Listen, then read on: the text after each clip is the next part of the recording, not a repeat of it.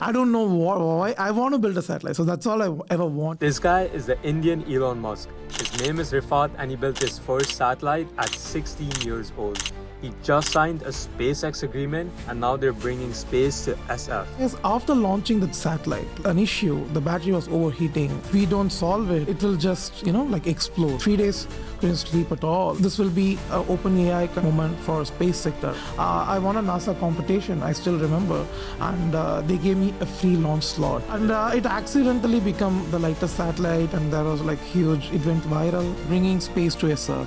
In next couple of weeks, we're gonna drop it. This is going to be live streamed to everyone, so everyone, including all the investors, will be watching. I heard recently you were raising $1 million fund and then your key investor backed out.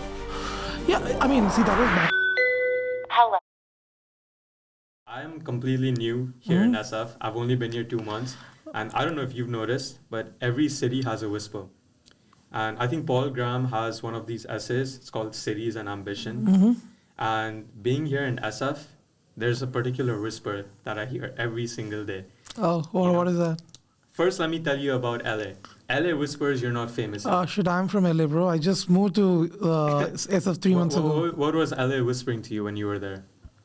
LA was more relaxing. I don't like relaxing thing. Okay, perfect. That's amazing because in SF, the whisper I hear is that you're not ambitious enough. Yeah, exactly. Do you get that same? Yeah, exactly. Yeah. And the best thing about here is that ambition is like a status kind of game where it's like the more ambitious your mission, the higher status you're given. Yeah. No one cares about like this company that's doing, let's say, 50 billion a year, but they're selling like service to governments. Yeah. Compared to like you're building like spacecrafts at like 16. Yeah. That is given high status, and I absolutely love that. Totally. And when it comes to ambition, I think you are definitely up there, and so I'm super grateful to be able to have you over here, get insights. I truly get fascinated hearing how certain people that I look up to like think about certain things. And so I'm really happy to have you here. Same here. What were they telling you, by the way? LA, well, I feel like LA tells me that you're not famous enough. You got to be out there more, be more, popular. I grew up in Dubai. Dubai was telling me I'm not rich enough. I feel like. But introduce yourself to the guests that are here watching the podcast and your mission. Hey, this is Rifat. I'm the CEO of Catalyx Space. We are building autonomous micro space stations.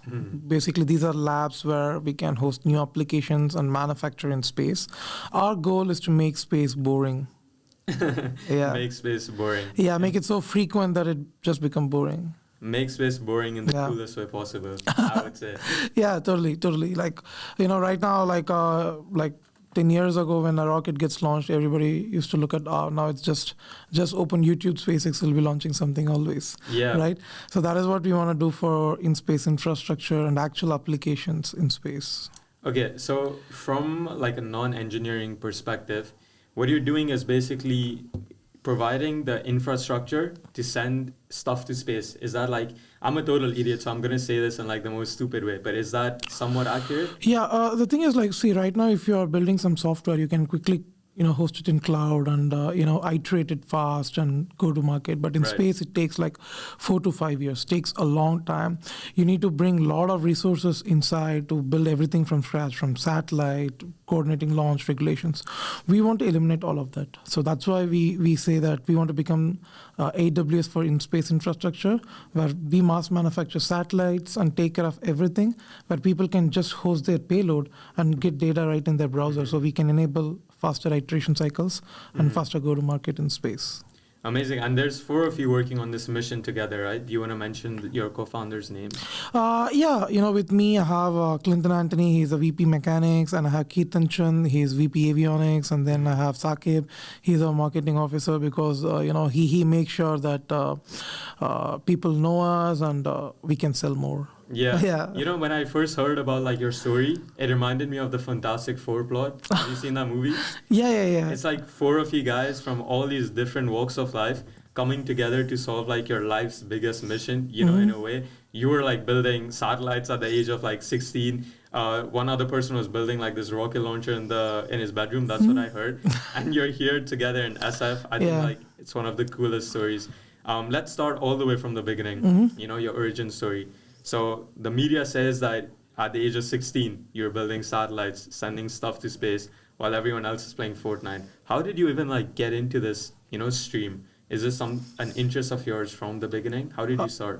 My story starts when I was 5. Okay. My dad was a scientist, so I basically grew up in his lab.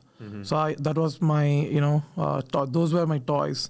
I started coding in QBasic when I was like 5, and then I was building circuits when I was 7. So that was all I ever known from childhood. Wow, okay. I lost my dad when I was 9, so that left a huge impact, and that made me push harder into the research. So that is how I got in. So I was always fascinated by space and technology in general, so I was just keep building. Won a few national awards when I was in high school. And then one day I watched a movie. And Which movie changed this? Oh, that's so it's funny, right? Many people in space, they say they got inspired by, Star Trek, Star Wars. No, I was inspired by a Tamil movie called Nanban. In Hindi, they call it The Three Idiots, right? Oh, okay. Yeah, so you know that drone scene? I saw that and I wanted to build a drone, and I went to NASA website to study aerodynamics. Oh. That is when there was a banner in the site telling about CubeSats. So that is when I realized, because before that I was like, okay, I'll just study, get a job in some, space agency like that. That is when I realized, oh my God, even students can build satellites, and then private companies are building satellites. So that one movie and one click in the side banner put me in a whole different trajectory. That's amazing. I just want to pause here and really zoom in on this moment because first of all, with your father, I'm sure he's super proud of what you're doing now and the influence he's had on you. And I want to zoom in on this moment for the other young kids that might be watching this. I think it's really important from a very young age that you follow your curiosity and interest. And a lot of kids think that if school tells you to study something, that's why you should study it, not because it's their own passion and interest. I think the key thing that set you on this path was going to that NASA website and realizing that you could do this yourself. Yeah. And if you want to learn, you don't have to wait for an authoritarian figure to come and give you a course or a curriculum. Yeah. I personally believe even when I'm hiring people, I always look at the self-motivation, because that is the biggest thing. How curious you are, and are you acting on it? Because you can just be curious and just float away, right? So you also have to act upon it. Yeah, I feel like in the early stages, school gives you this kind of wrong positive reinforcement. Where if you get good grades, then you're just doing things to make you look attractive on a job. So when you started, you went on to this NASA website and you noticed that you could build these cubes yourself. Did you ever think, oh, I would do this because it would look good on my profile? Or were you just interested and you had to go down that rabbit hole? For me, I like two things. The one is solving super complex things, right? It just gives me a pleasure. It just gives me something I matter. I'm oh my God, I'm solving something complex. So that is one thing. The second thing is space is cool, right? You look at the movies, all that. As a kid, as a 13 or 12-year-old, I think I was around 12 or 13 at the time. So I didn't knew what is market size, what is GTM and all these things. For me, oh shit, that's so cool. That's so futuristic. Yeah. We see all the movies where all the mission control, all the astronauts. I wanted to build some hard shit and be yeah, right? That does matter, kind of thing. So I'm sure when you're going for the most complex and difficult problems, you come up with even tougher obstacles or things that sort of stop you in that track. So let's go into a moment where you were building something, and in that process, you came up with an obstacle that you thought was really tough. And in those moments, I'm sure shadows of self-doubt would have come up, and you're thinking to yourself, can you actually solve this problem? Did you ever have that moment of self-doubt where it's why you? Do you think you would be able to solve this? Oh shit, every time. Because previously, before starting this company, I was doing my PhD in spacecraft systems, and before that I was running research center where we built 8 satellites and launched them. So every mission had some issue. Wow. But one thing I would say is our Azadi Sat 1 and 2, those were the, we launched a couple of years back, one of the most advanced mission ever built. Oh shit, oh my God, in last moment there was an issue, right? There was an issue inside, and we had a circuit error, and I had to ship the satellite to launch center within 3 days. Whoa. Oh shit, that was really, really hard. We didn't sleep straight out like 3-4 days, like continuously. 3 days we didn't sleep at all, and that was one crazy thing. And the second thing is, after launching the satellite, like it went to space, sent the data and everything, but then there was an issue. The battery was overheating, and if we don't solve it, it will just like explode because the battery is I had to send a software patch right from my bedroom. So we all got on a Zoom call, like my team and all were in different location. I was in my pajamas. We all connected on a Zoom call, connected straightly to our satellite. We have a network ground station, and we were debugging in live something which is in space, traveling at 7.58 kilometers per second. We had to do diagnose, write a software patch, upload it, and fix. It was like it was crazy, but I loved the moment. Like, I mean, it was like a movie. It was like a movie. I can imagine. They should make a movie on you when you guys bring this whole, release this whole Space SF campaign. Because most of the companies here, they're like debugging in their couches for small software problems. Like if they don't fix it, they might lose a few customers. But if you don't fix your problems, then a satellite might explode in space. So the impact is huge. The pressure is big. And coming back to the plot of the movie, I think what you guys are doing is building in public. And so do you want to talk about the program, the launch that you're doing here in SF? Because you're from LA. Why are you here in SF? What are you doing to build in public? Originally I'm from India, Chennai, India. And then I just moved to US 5 months back because I got into this NASA-backed accelerator. So that is why I moved the company. And then after that, I had got into HF0, and SF is the best place to build. So I moved here. The reason why we are building in public is the one thing is like, NASA, I was in India, but NASA inspired me as a kid, right? Because they were putting out so much, and it inspires the next generation. So the reason why we chose to build in public instead of stealth is, we want to inspire the next generation of people. We want to see people. We want people to see space as just another sector, not like something like super exclusive or only few people can come in. I always tell my friend, we need more people to come in. We need this to get normalized. So that is why building in public, we thought it would create more awareness, not just in space, in general, like, the deep tech and hard tech, haven't become mainstream yet.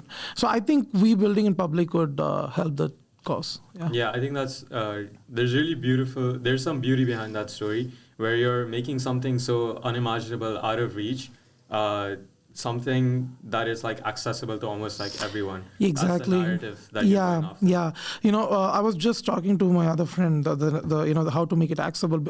He was just asking me like what it is to build a space company. He was asking, and he's from AI, so he was like, how a single person can now almost build $1 billion company with just few people, right? So I just at that moment I realized, and I told him that that was not possible before OpenAI's ChatGPT, right? 2023 changed the entire game for AI. Before that, even for just adding a small AI feature in email, you need to hire your own AI, researchers, PhDs, data scientists. But now you can just call APIs, right? The OpenAI has increased, like, created a new segment, like. So that is what I told him, like, if we succeed, what we're building is super hard, but if we succeed, we believe this will be an OpenAI kind of moment for space sector, where people can just build solutions and applications and deploy in our infrastructure. So that is what I believe, like, That is super inspiring. You're at the forefront of a new market that you're saying you'll be able to create, which is absolutely amazing. So tell me more about, when you were a kid, you built a satellite. Tell me about that. And then you got inspired by NASA and you won a competition for, I think, the smallest satellite that you built. Tell me about that. And from there to now having an agreement with SpaceX for your company. Like, I always wanted, the funny thing is, like, at 14 or something, right after looking at that website, I was like, I want to build a satellite, right? I don't know why I want to build a satellite. So that's all I ever wanted. The thing is, like, it's super expensive. At the time, I still remember I emailed to one of the firms, like, they gave a quote of $100,000. I was like, oh shit, that's super expensive. As a kid sitting building in a small village down south in India, like $100,000. Dude, I've never seen that in my life. Right? Yeah. But I just went on to research why it's so expensive. Like, for the space, the questions I asked were like very early, like why is space so expensive? I was good with tech. I was building circuits and I understood engineering. So I looked at it and it didn't make sense. Like it's, like microcontrollers and hardware. So that is why I realized like almost 90% of the cost in a spacecraft is coming from actually the operations and qualifications procedures rather than the hardware itself. So that is the moment, okay, I don't have money. I'm in India. So if I want to build a satellite, I have to build everything by myself. Okay. Get the raw material and build it myself. Okay. Then I studied the SpaceX biography. That's what they did. From $100,000 today, SpaceX has made it 10 times cheaper. Right. Yeah. Right. It's around like $7,000 to $8,000 per kg today. So that is the reason we started building satellites. So my first satellite payload was this thing called Kalamsat, which was a 64 grams. I won a NASA competition, I still remember, and they gave me a free launch slot. And it accidentally became the lightest satellite, and there was like huge, it went viral, which I was not expecting. Wait, what do you mean it accidentally became the lightest satellite? See, there was a weight limit, and for me, like, if I keep it very light, I can launch it easily. That was what I had in mind at the time. So I just tried to build, and just wanted to launch something into space. But then it accidentally became, one of the lightest satellites at the time. So you just were in the NASA competition. You didn't question it. You're like, I want to launch quickly. Yeah. And it accidentally becomes. And I think it still is the lightest satellite out there. Yeah. I mean, it was an educational payload. Like commercially, it won't make sense, but it's good for people to start learning about space, right? That was like, I was still in high school at the time. Wow. Yeah, but I still remember, like $100,000. I just wanted to buy 1 kg. There was one company with them. I was just negotiating them just like 4 or 5 years back. Like I just need this is when I was starting the career as like in research. Like I was doing more seriously now. So I wanted to buy something like half a kg. So I was negotiating them price. Like I just need to launch like half a kg. And just last month we bought 50 kg on SpaceX. I'm just like, we are buying few more slots, and in India we are buying another 20 kg of slots, and now I'm just booking launches right and left, and that's what sometimes I just think outside, sit outside and think like, what the fuck has happened? Yeah, what is my life? Yeah, like it feels surreal. Yeah, but it's fun. It's gonna make the best story in my opinion when it launches. So. I think what was really interesting is that the key insight you had about it being really expensive to send these payloads to space was because when you're young, you don't have these preset assumptions. I think anyone else in the space industry would think, oh, it's $100,000 to do this, I just won't do it, and then move on to the next thing. Yeah. But as a kid, you're saying you had that, you questioned it. Yeah. Because you don't have these pre-built assumptions. The thing is like, in space industry in long term, like right now, if you're looking at budget cuts and everything, which is like, I would say the thing is like, for a long time, the space industry has been incentivized for wrong reasons. The cost plus contracts, right? The longer you run the contract, you can get more money. Yeah. And then 10, 15 years ago, SpaceX came and they said, we're going to change everything. And everybody looked at Elon Musk like, of course, the software guy. The biggest thing is like they brought the software culture into space, right? They went and changed things. For example, one example I would say is, they were searching for fuel tanks. And, you usually go to a vendor and ask for a rocket fuel tank. Yeah. He will say like a year or more and certain pricing. And SpaceX just found a guy who used to make grind silos. Okay. Right, and they bought the machine internally in-house, and they started manufacturing in-house, and they did that for every subsystem. So biggest SpaceX, the reason why they bought the cost 10 times cheaper is they vertically integrated. Right now, if I'm running a company right now and my customer is paying me $1 million, I won't care whether I'm paying $100,000 or not. But as a kid, it mattered me the most. So I went and in last 5-6 years, me and my team manufactured like 15 subsystems in-house, right? All the satellites we built were like completely built in-house. So that gave us a very key insight and experience not just system level, but like working like deep into like each Right. system.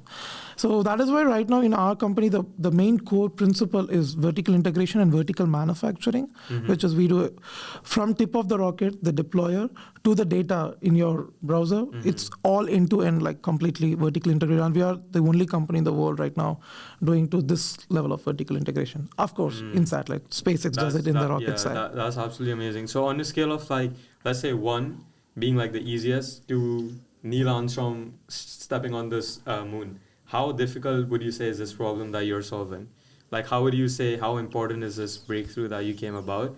And in that process of figuring these things out, do you think it's just pure genius that you figured it out, or how is that breakthrough? It's actually, you know, like if you're talking about, of course, Neil Armstrong, this 50 years ago, they are at the forefront, right? At the time, like Right. they had a compute power of a calculator, a modern scientific calculator. Right now, what we are solving is on the tech side. Right now, one good thing about tech is like we can build fast, and we are solving the economy of scale and the economics of the tech. We are not trying to build something like very new, I would say, right? Where we are just bringing the experience and how you build in software to hardware. Right. So it's more of like how we can make it economically work out. I would say to build something like this, you should have a deep understanding of both technology, the market, and economics of space. Right. I think being in space for like 8 years, that a lot of the data we have is what is helping us a lot.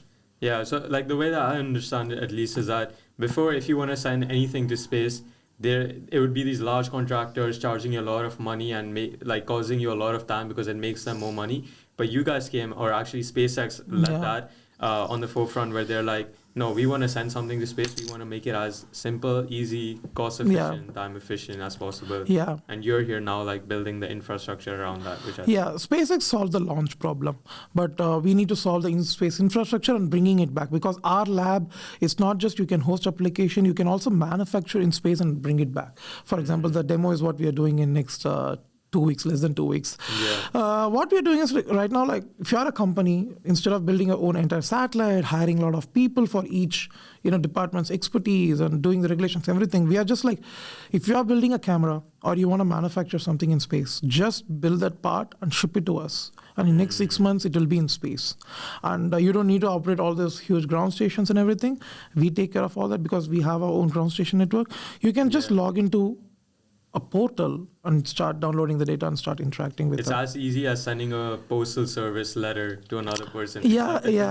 You can actually use DHL or UPS to ship it for real. That is actually amazing. Yeah.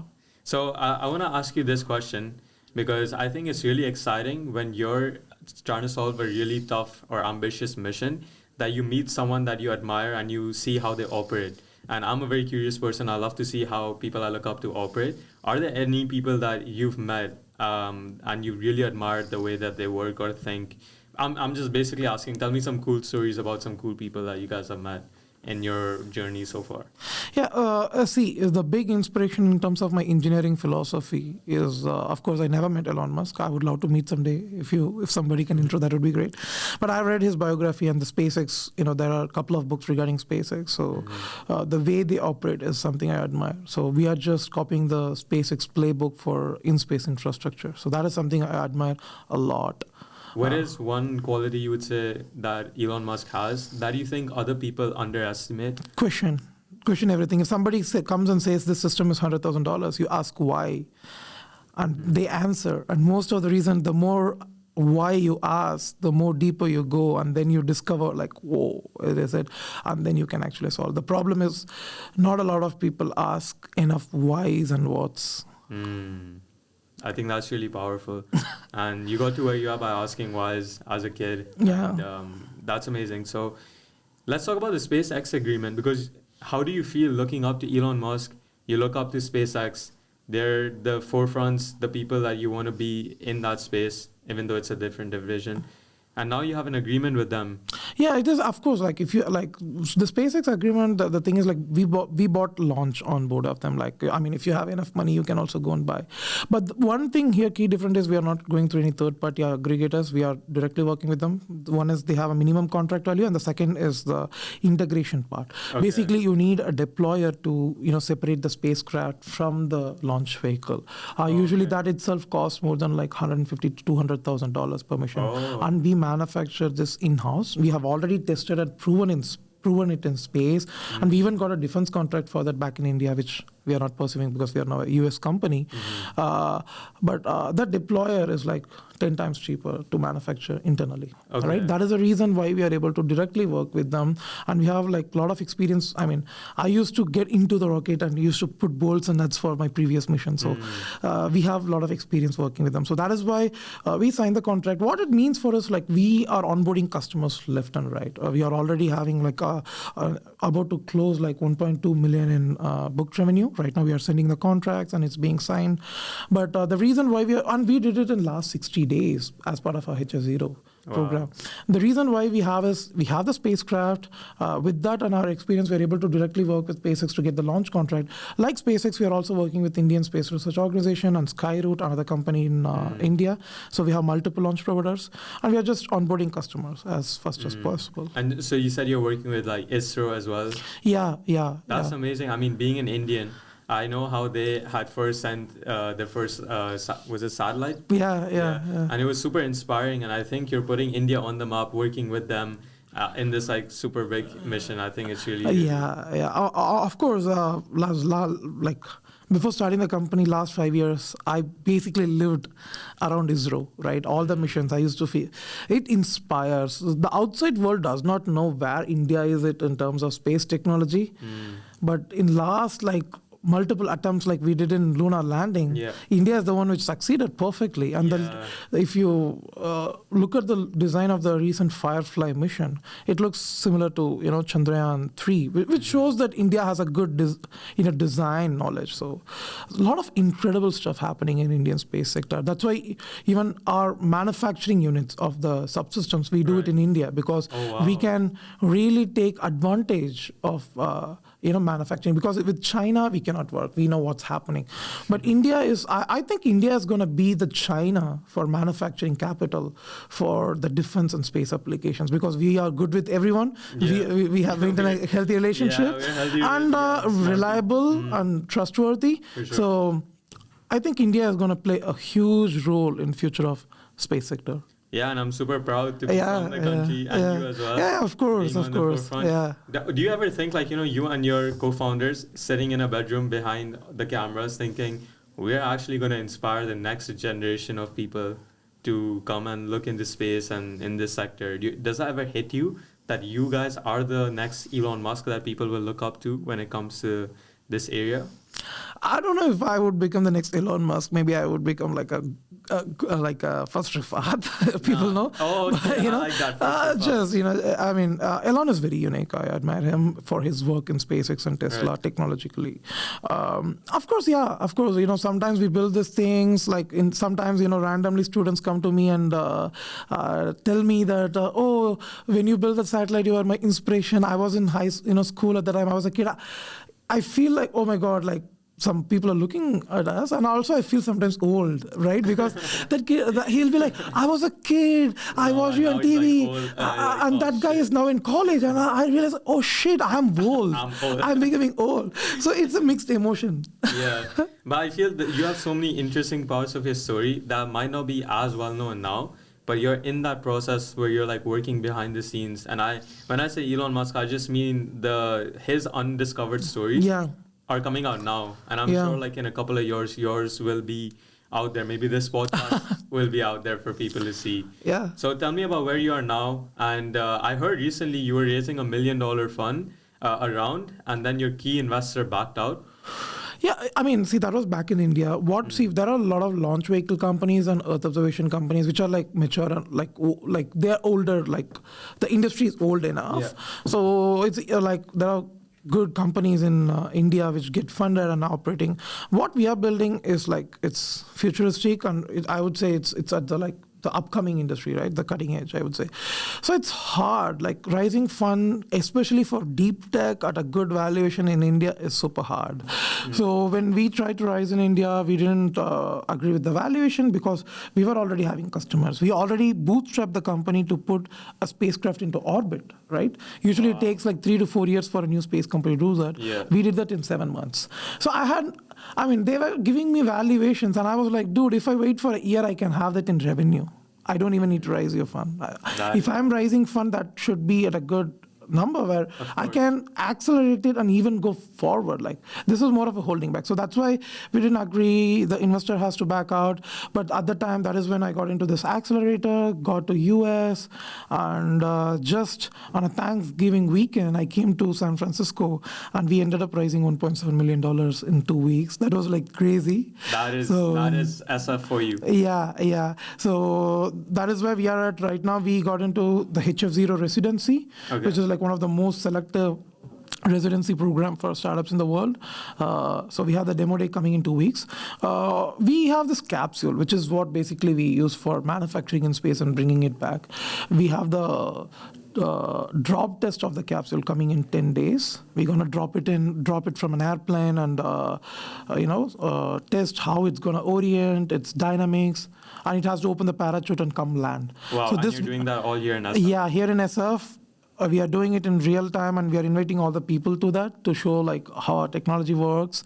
And we will be having our demo day, and after that, hopefully, we have good runway right now. But if there is interest, we may rise a little bit. I think that's super interesting. So you were in India and you were raising money from investors that weren't giving you the valuation that you needed. And last second, someone had backed out and it failed. And over Thanksgiving weekend, you came to SF. 2 weeks, you raised 1.7 million. And now you're waiting for your demo day to launch a capsule, bring it down, which is so inspiring. Yeah. This whole program is called Space to SF. When will this launch be hosted live? Yeah. This whole thing, I always think it happened for good because that made us like, we moved to US and now we are a US company and we have a manufacturing unit in India. So right now it's in a right way. I always believe that God guides you in the right path. That is something I always believed in. Right now we are doing this campaign called bringing space to SF, right? So that is a funny tagline we have. So in next couple of weeks we're gonna drop it, and I'm super anxious. Also, I'm excited as well because we are dropping it from 4 kilometers. It should maintain its orientation and deploy its parachute at the right time and land smoothly, right? And this is going to be live streamed to everyone, so everyone, including all the investors, will be watching it.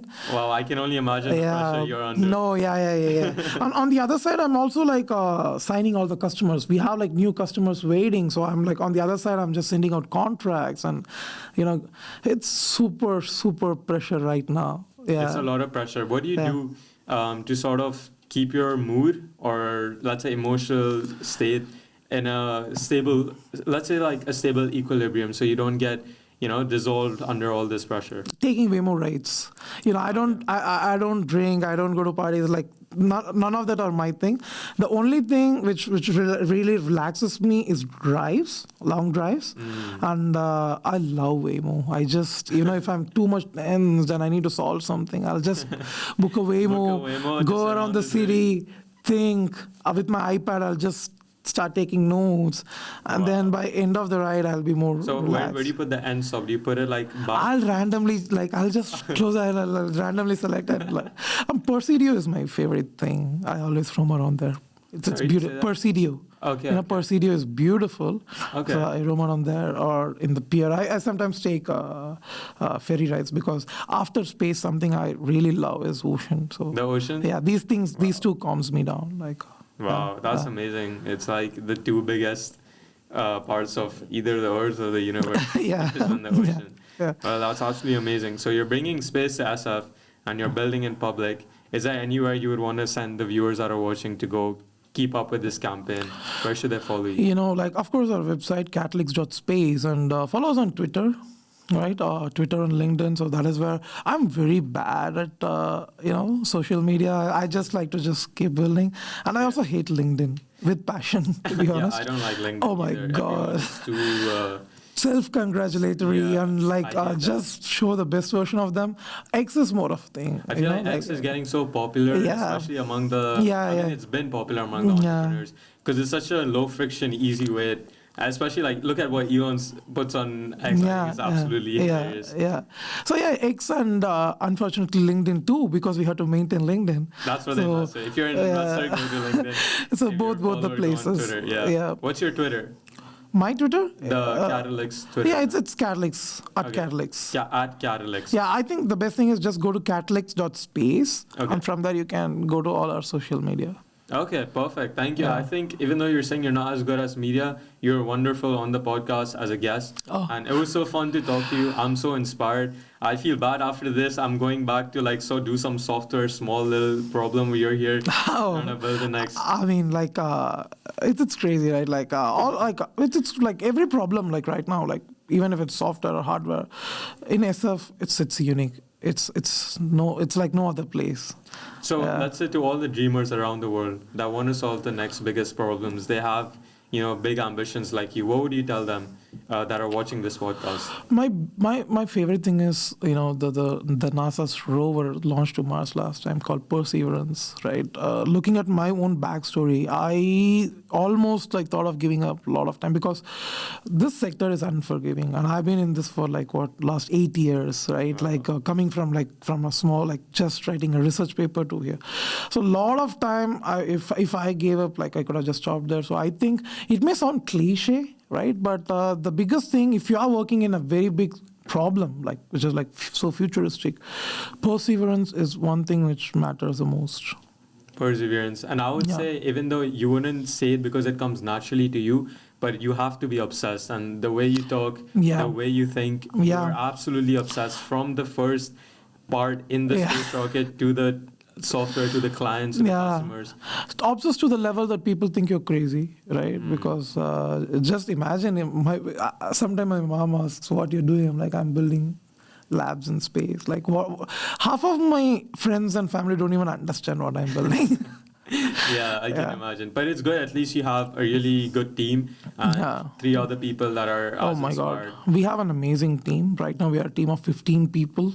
So, everyone is super cracked. So, I love my team. Yeah. So, because I can just tell something, and before I complete it, they get it, right? That level of... Okay. Yeah, the core team has been together for the last 8 years, right from the beginning. So that is that is the reason we are able to build very fast. So, with the core team, is it you that goes in, gives these motivational speeches every now and then? We inspire each other. Sometimes they have, even last night, even for my not just the professional, both professional and personal life, we give pep talk to each other. That's amazing. So when you're in the, let's say the darkest holes together, you're near death with your company, how do you inspire each other and tell each other that no, we must keep going? How does that look like in your environment?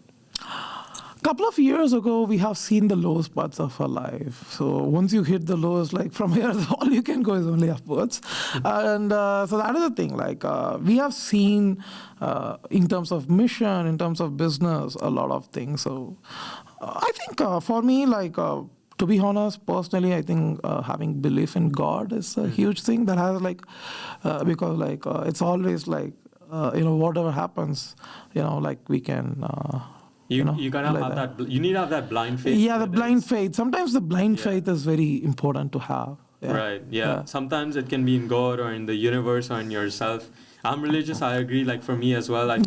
If you can't see it, you just have to blindly believe it. Whatever that it would come through. Yeah. So I think that is super inspiring. And me as a complete beginner in this space, I've been super inspired through this podcast. I think when you're so ambitious and passionate about what you're doing, the energy transfers. Yeah. And I'm just ready to get off this podcast and do something more, So is there anything you'd want to end off by talking about your next steps or your journey or any advice that you'd want to give? Come catch us live or during the demo. Let's put the link here, register, and show up here at Founders Inc. That is where our mission control is going to be. Tell them about Founders Inc. I'll put this. Of course, like Founders Inc. Like I've been following them for like last couple of years. So we just, Founders Inc. was our first check. It's a crazy story. Like I was emailing them, I was not getting reply. I came here for the HF0 interview. I took a Waymo, just came here and randomly crashed inside the office. I'm like, hey, we are building a space company. Do you want to fund us? What is this with this place and people sneaking in? I snuck in. That's how I got here. Yeah. Everyone here I've spoken to has done something similar. We came in like, we are building some cool shit in space. Do you want to fund us? And they immediately set up a call with Furkan. And Furkan is like, oh, that's amazing. Oh, within the next few days, we got the first check. And within the next couple of weeks, we completed the round. And I love the energy of being in Founders Inc. Yeah. Oh, shit. So this is where we are going to set up our mission control and our demo for the landing event. Right. So register, come, show your support. That would be amazing. Great. Yeah, I love this place, the energy this has. It attracts the most ambitious people from around the world to literally sneak in. Yeah. They don't take no for an answer. Yeah. So that's amazing. We're going to have the demo here, like you're saying, and that's going to be in 2 weeks? Yeah. Okay. So I know you're under a lot of pressure, but I'm sure things will go well, inshallah. People watching, I really recommend come here to Founders Inc., watch the demo live, and thank you again for being on the pod. Thank you so much. The questions were really amazing. Thank you. Thank you. See you soon. Like your company, the only way is up, to space, literally. And that's the pod.